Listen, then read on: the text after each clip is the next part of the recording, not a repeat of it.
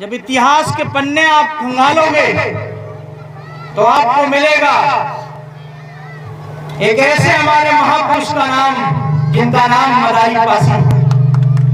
इस मदारी पासी जी की धरती से मैं आज उन तमाम बहुजन समाज में जन्मे संतों, गुरुओं, महापुरुषों को नमन करता हूं।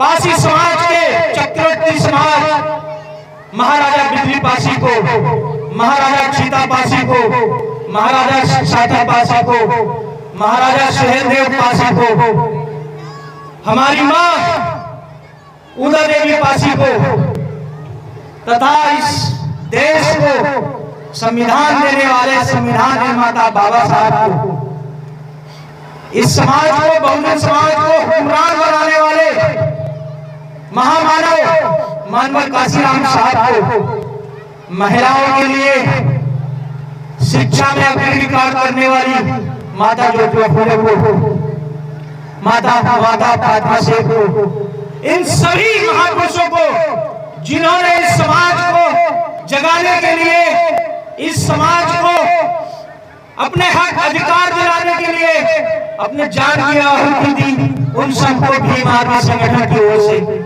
नमन। आया हूं तो उसमें सबसे बड़ा योगदान हमारे छोटे भाई करण पासी का, हमारे छोटे भाई राम बाबू पासी का, हमारे लाखन सिंह रावत जी का, क्योंकि आपके हक में कुछ नहीं है। मानव काशीराम साहब ने कहा कि जब इस देश का विपक्ष चुप बैठ जाए, इस देश का मीडिया चुप बैठ जाए, तो समझ लेना कि इस देश में तानाशाही ताकतें आ चुकी हैं। आज वही हालत है, विपक्ष डर रहा है, बोलना नहीं चाहता, क्योंकि वो बोलेगा तो ईडी की उसके यहाँ रेड बढ़ जाएगी, सीबीआई आ जाएगी, क्योंकि पैसा उन्होंने रखा है। अब तुम बताओ, ये नीले से यहाँ सीबीआई आएगी, क्या पाएगी? हो सकता है भीम आर्मी के 10-12 झंडे पाए। ये हमारे छोटे भाई के घर में अगर सीबीआई आएगी, क्या पाएगी? हो सकता है बाबा साहेब को 2000 किताबें मिल जाएंगे, कुछ नहीं मिलेगा। इसीलिए वो आपको आना पड़ेगा, उनके सहारे मत बैठो। जिन्होंने करोड़ों रुपया अपने घर में दबा के रखा है, वो तुम्हारी लड़ाई लड़ने नहीं आने वाले, वो डरे बैठे। अगर डरे नहीं बैठे होते तो हमारी तुम्हारी हालत ये नहीं होती। आज भी अगर जो बड़े नेता हैं, दम भरते हैं बड़े नेता होने का, आज भी अगर रोड पे उतर के आवे तो शायद हमारा समाज जो आज भूखे प्यासे मर रहा है वो मरे नहीं। लेकिन दिक्कत यह है कि 100 में 4 अमीर बन जाए तो समाज अमीर नहीं हो जाता। कुछ लोग कहते हैं कि अब दलितों को, ओबीसी को जो मिलने वाला आरक्षण है वो खत्म कर देना चाहिए, क्योंकि लोग उदाहरण देते हैं कि अब तो इनके मुख्यमंत्री भी बन गए, अब तो इनके आईएएस भी बन गए। लेकिन मैं कहता हूं, मुख्यमंत्री कितने लोग बन गए बताओ? एक लोग। तो एक लोग मुख्यमंत्री बनने से पूरा समाज सुधर गया। आईएएस कितने लोग बन गए? 20 लोग, 50 लोग, 100 लोग।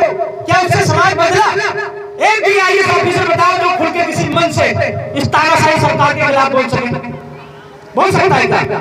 नहीं, अगले दिन सस्पेंड कर दिया जाएगा।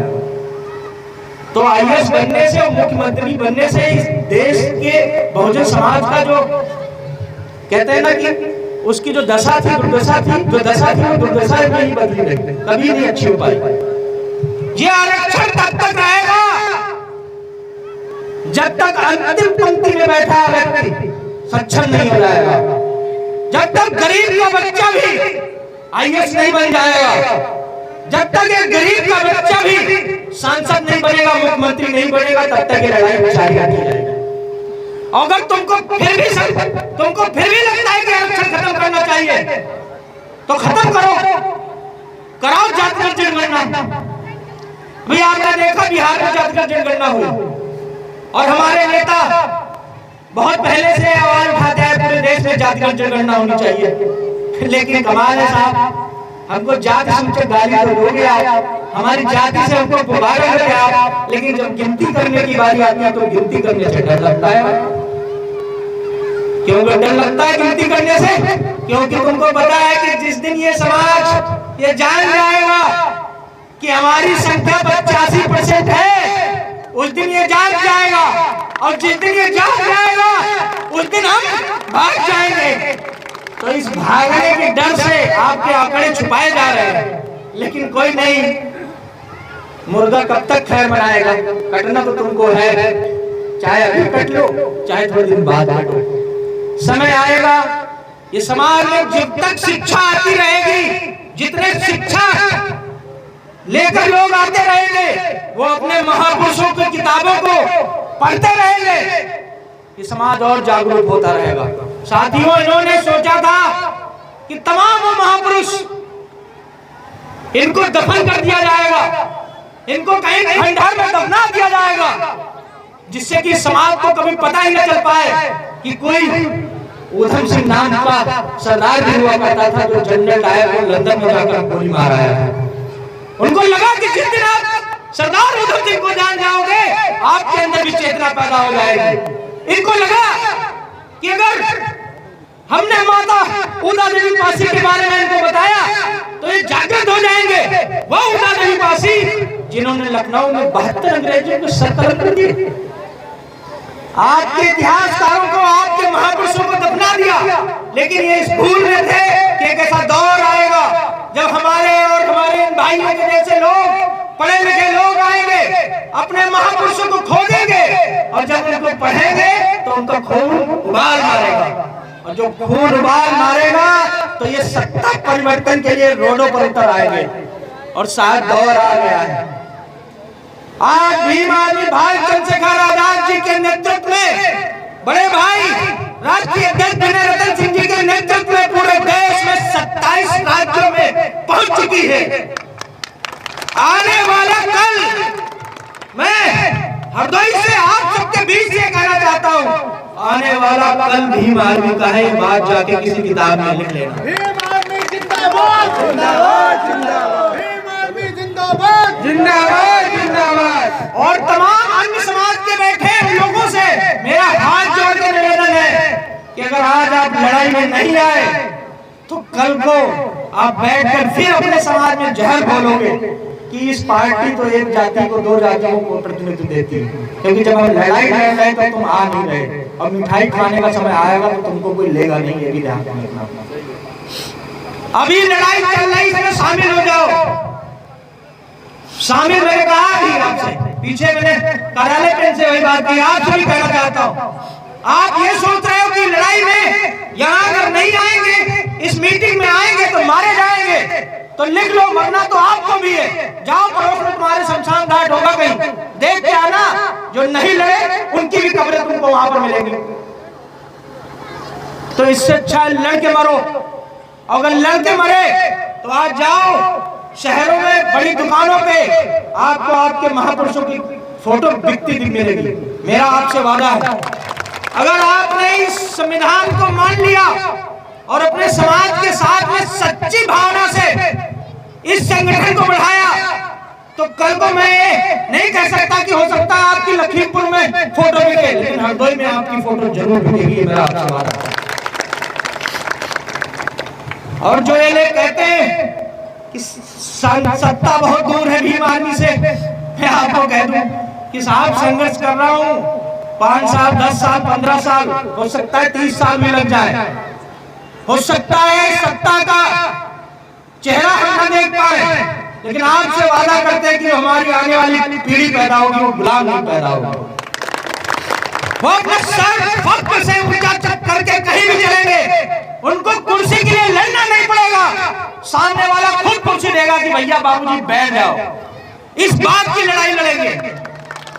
नहीं चाहिए सत्ता, नहीं बनना विधायक, नहीं बनना सांसद, आपसे कह रहा हूं, ताकत दो मेरे साथियों को। और आप देखो, अन्याय करने वाला जिस दिन भी आपके सामने आएगा, आप एक बार फोन कॉल करिएगा, अगर उसकी चड्डी ना गीली कर दिया तो मेरा नाम बदल देना।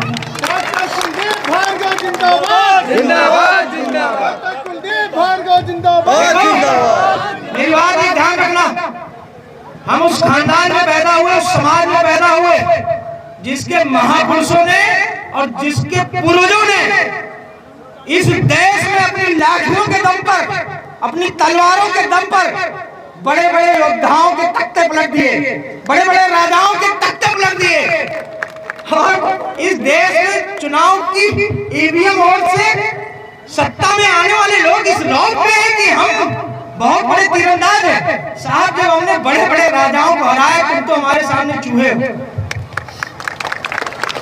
मत घबराओ किसी से, अपने अंदर आंको कि तुम क्या हो। मैंने कहा कि हर वो व्यक्ति इस पंडाल में बैठा है, चाहे उसकी उम्र 15 साल हो चाहे 25 साल, सिस्टम हिलाने की ताकत आपके अंदर में है। लेकिन जब तक आप अपने अधिकार को जानोगे नहीं, हर आदमी आपको मूर्ख बनाता रहेगा। देखो, एक कहावत है, आपको बताओ, मूर्ख आदमी से ज्यादा बहस नहीं करना चाहिए आपको, क्योंकि कहावत सुना है, संख और मूर्ख आदमी जो है फूकने से ही बचता है, समझे?